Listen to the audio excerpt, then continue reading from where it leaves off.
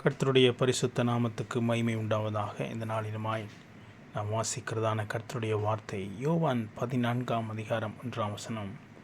உங்கள் இருதயம் கலங்காதிருப்பதாக, தேவனிடத்தில் விசுவாசமாயிருங்கள், என்னிடத்திலும் விசுவாசமாயிருங்கள் என்று கர்த்தருடைய வார்த்தை. ஆண்டவராய் இயேசு கிறிஸ்து தன்னுடைய சீசர்களுக்கு சொல்லுகிறதான ஒரு வார்த்தை.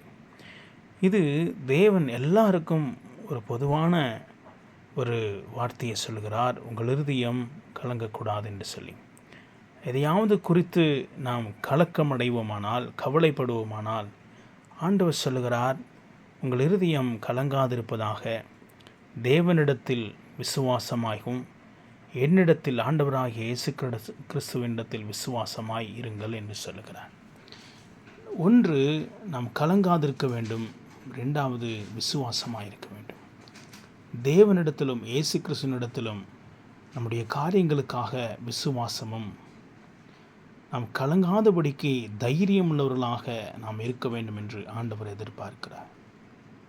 சீசர்கள் இயேசு கிறிஸ்துவை அவர் போகிறார் என்று சொன்ன பிறகு அவர்கள் கலங்கினார்கள், கவலைப்பட்டார்கள்.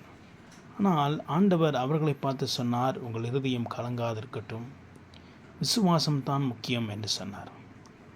இன்றைக்கி நம்மளுடைய வாழ்க்கையிலையும் ஆண்டவர் எதிர்பார்க்கிறது, மகனே மகளே, உன் இருதயம் எதை குறித்தாவது கலங்கி கொண்டிருக்குமா இருந்தால் அது கலங்காமல் விசுவாசமாக இருங்கள். யாரிடத்தில் விசுவாசம்? மனிதரிடத்தில் அல்ல, சூழ்நிலைகளை கண்டல்ல, தேவனிடத்திலும் ஆண்டவராகிய இயேசு கிறிஸ்துவினிடத்திலும் நமக்கு விசுவாசம் தேவை.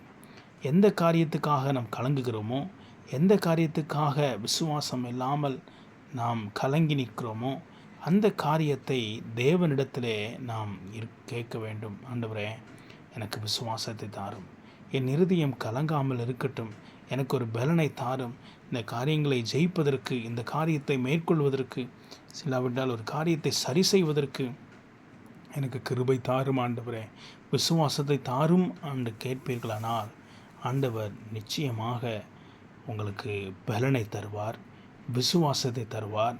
இருதயம் கலங்காதபடிக்கு அந்த காரியத்திலே ஜெயம் உண்டாகத்தக்க கிருபையை ஆண்டவர் நமக்கு தருவார்.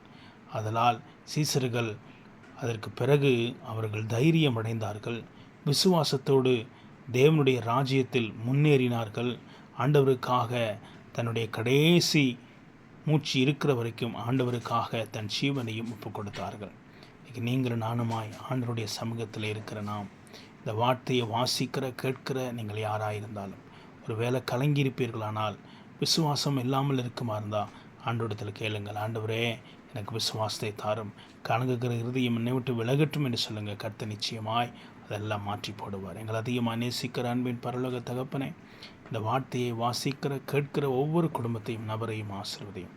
எல்லா சூழ்நிலைகளிலிருந்தும் உடைய பிள்ளைகளுக்கு விடுதலையை தாரும், சமாதானத்தை தாரும். தேவ கிருபை, தேவ சமாதானம் உங்களை ஆளட்டும். இயேசுவின் மூலம் ஜெபிக்கிறோம் பிதாவே. ஆமென், ஆமென்.